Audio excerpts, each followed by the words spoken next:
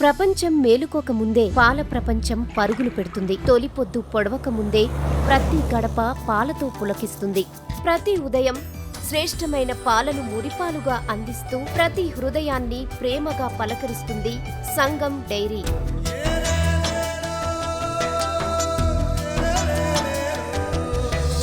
గుంటూరుకు దగ్గరలో ఉన్న వడ్లమూడిలో ఈ సంస్థ నిర్మాణం జరిగింది. 1977 ఆగస్టు 30న అప్పటి రాష్ట్ర ముఖ్యమంత్రి జలగం వెంగళరావు ప్రారంభించిన సంగం డైరీ సహకార చట్టం ద్వారా రిజిస్టరైన తొలి డైరీగా దినదిన ప్రవర్ధమానంగా ఎదుగుతూ వచ్చింది. రైతులందరినీ సమన్వయం చేసి జిల్లా స్థాయిలో సంఘాలు ఏర్పాటు చేసి పాలు సేకరించే సంగం డైరీకి పట్టుదల, పారదర్శకత, నమ్మకం, సానుకూల దృక్పథం, ముందు చూపే పంచ ప్రాణాలు. గ్రామ స్థాయి నుంచి జిల్లా స్థాయి సహకార సమితుల దాకా సంగం డైరీలో పాల సేకరణ మొదలు పాల ఉత్పత్తుల తయారీ వరకు అంతా శాస్త్రీయ పద్ధతుల్లోనే జరుగుతుంది. పాల కేంద్రాల్లో రైతులు పోసే పాలను అన్ని రకాలుగా పరీక్షిస్తారు. దూర ప్రాంతాల వారి కోసం చిల్లింగ్ సెంటర్లను పాల రైతులకు అందుబాటులో ఉంచింది సంగం డైరీ. చిల్లింగ్ సెంటర్లు గ్రామ సమితుల నుంచి వచ్చిన పాలను సంగం డైరీలో అనుభవజ్ఞులైన ఉద్యోగస్తులు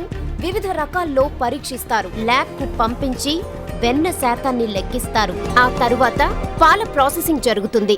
కావలసిన టెంపరేచర్లో హీట్ చేసి వెంటనే శీతలీకరణం చేసి భారీ సైజులో ఉండే సైలోల్లోకి పాలను నింపుతారు. ఇక్కడి నుంచే పాల ప్యాకెట్లు మరియు వివిధ ఉత్పత్తులకు కావలసిన పాలు సరఫరా అవుతాయి. డైరీలో సిద్ధం చేసిన పాలను ఎక్కడికక్కడ వాహనాల ద్వారా సరఫరా చేస్తోంది. పాల ఉత్పత్తులను ఏ పూట కాపూట ప్రజలకు అందుబాటులోకి తెస్తోంది సంగం డైరీ.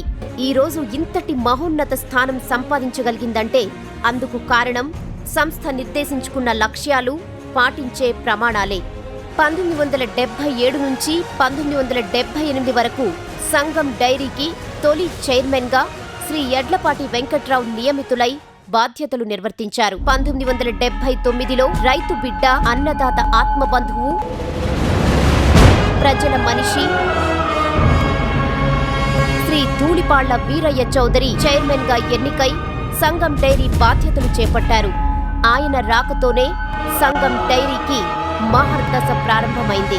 అనుక్షణం రైతుల సంతోషాన్నే కోరుకున్న ఆయన వచ్చిన లాభాల్ని వారి సంక్షేమానికే కేటాయించారు. పాల సేకరణ ధరను సంవత్సరానికి 3 సార్లు పెంచి రైతులకు గిట్టుబాటు ధరను కల్పించారు. మూతపడిన పాల సొసైటీలను తెరిపించారు. కొత్త సొసైటీలను ప్రోత్సహించారు. తెలుగు గ్రామీణ క్రాంతి పథకం కింద సొసైటీలకు శాశ్వత భవనాలను ఏర్పరచడంతో అవి ప్రగతికి మూల స్తంభాలుగా మారాయి. సంగం డైరీని అభివృద్ధి పరచడంతోనే ఊరుకోలేదు వీరయ్య చౌదరి. తనకున్న రాజకీయ అనుభవాన్ని జోడించి సంస్థకు విశేష ప్రాచుర్యం కల్పించారు. 1994 జనవరి 24న గుంటూరు జిల్లా నారా కోడూరు వద్ద జరిగిన ఘోర రోడ్డు ప్రమాదంలో అసువులు బాసారు. ఒక సమర్థుడైన నాయకుడంటే వీరయ్య చౌదరే అన్నంతగా సంగం డైరీతో ఆయన అనుబంధం పెనవేసుకుంది.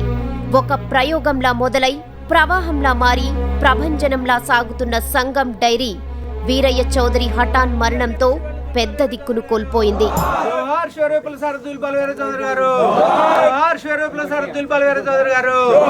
అలాంటి విపత్కర పరిస్థితుల్లో ప్రతి ఒక్కరి మదిలో మెదిలిన ఏకైక వ్యక్తి వీరయ్య చౌదరిలా పట్టుదల కలిగి సంస్థను ముందుకు నడిపించే సామర్థ్యమున్న ఆయన వారసుడు ధూళిపాళ్ల నరేంద్ర. తండ్రి వీరయ్య చౌదరి అడుగుజాడల్లో నడుస్తూ సంగం డైరీని ఆయన ఆశయాలకు అనుగుణంగా తీర్చిదిద్దారు. జాతీయ పాడి పరిశ్రమాభివృద్ధి సంస్థ ఎన్డీడీబీ సహకారంతో ప్రతి గ్రామంలో పాల సేకరణ కేంద్రాలను ఏర్పాటు చేశారు. కొత్త ఉత్పత్తులను ప్రవేశపెట్టారు. కొత్త వ్యాపార విస్తరణ అవకాశాల్ని వదులుకోకుండా సంగం డైరీ సమర్థంగా ముందుకు నడుస్తూ పాల ఉత్పత్తుల రంగంలో ఒక బ్రాండ్గా నిలిచింది. నాణ్యత విషయంలో రాజీపడని సంస్థగా మార్కెట్లో అగ్రస్థానాన్ని కైవసం చేసుకుంది. ప్రణాళికాబద్ధంగా ఎదిగిన సంస్థగా, సహకార సంఘాలకే దిక్సూచిగా సంగం డైరీ ప్రస్థానం నభూతో నభవిష్యత్.